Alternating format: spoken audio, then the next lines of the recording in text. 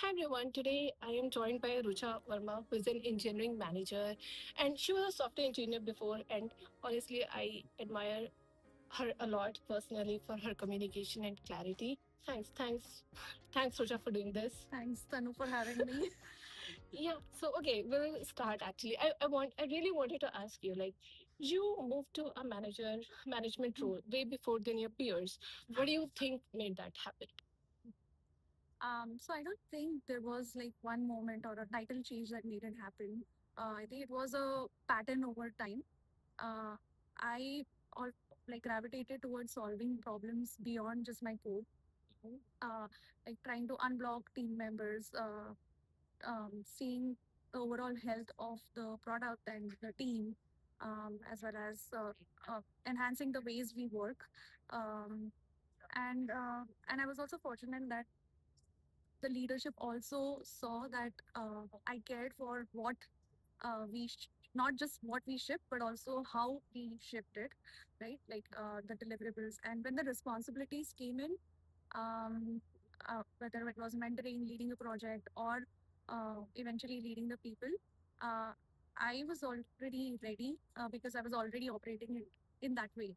Uh, so yeah, I would say it was mix of good mindset, trust from leadership, and the willingness to jump into um, ambiguity and taking on the responsibilities. So Like since you were mentioning about like trust from leadership, like when did you think that your leaders are finally trusting you, or are you gaining that trust? Did you feel that like at some moment or like at some time in your career? yeah, so as I said, like since I was already operating in that way, I was my work showed the impact, and slowly as I was delivering different projects and the influence I created around me by mentoring people or unblocking teams and thinking about the future aspects about the project and not just thinking about just delivering certain things. I slowly started to gain more trust as and when I started to take on more responsibilities. Leaders started trusting more on, giving me more challenges, and um, they saw that I was able to take them on. And Okay, so like when people say great communication, it sounds vague. So like, what is what does it actually look like day to day? day to day communication would look like having a clarity on uh, um, priority versus and also trade-offs, like having setting up a good context, right, and closing on the loops that you've started with the people, so people are not kept guessing. Also it would mean not just uh, talking, but also equally listening more, asking more questions, um, checking whether people are actually understanding what you're trying to say, and having a space where you are open to different perspectives uh, as well. So, and then for me, I also like to be more consistent. Like I like to have consistent one-on-ones with my team members. I like to set the expectations early on and give honest feedbacks as well. And I also believe that if uh, you are able to close the loops and communicate it early on, even though you don't have a lot of answers to, but it just gives the people working with you more clarity on, um, they are not left guessing on what the leadership is thinking, right? Like they are able to perform and work better. So is there some ritual or few things that you follow like before attending a meeting or like before presenting in a meeting? I think just having, I would like to just go through what are all the points that I want to uh, talk about and get a conclusion out of the meeting, right? So the important part is that whatever the meeting is about, in the end, I should have the answers to all the questions that I have had or resolve whatever issues or problem that we're trying to resolve within that meeting's time. So just in my head, having like some pointers of what all topics I want to discuss roughly, like not one sentence or one word related pointers, and that I would like to talk about. And then at the end, one best practice that I feel is very good to practice and I like to practice is once the meeting has been concluded, sharing the summary of what you have done. So that way it has a clear, it's also one of the good communication practice that what have you discussed. And if there are multiple people from different cross teams involved, it helps you, you know, have a good trail of what was the discussion about. So there is no misunderstanding. And also if there is any miscommunication, it's good that good channel wherein it can be clarified later on. Let's say if you understood something in a wrong way, Yeah, like it validates your validates. understanding. Yeah, correct. Yeah. So like you are clearly known for like presenting like really nicely and clearly. So what's the process of like turning your messy thoughts into something crisp?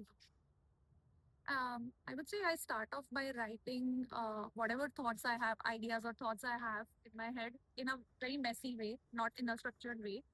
And then I force myself to ask a question like, what is the thing that I want the audience to remember out of this presentation, right? And then I would group all those ideas.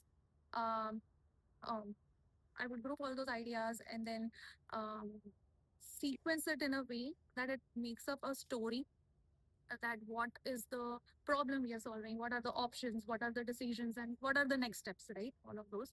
And I would also like to see if whatever I have grouped all those ideas, are they conveying the message clearly? If not, then I would like to simplify it even more and cut down certain things. Uh, Important is that you don't need many sentences to uh, present or convey what you want, the message you want to talk about.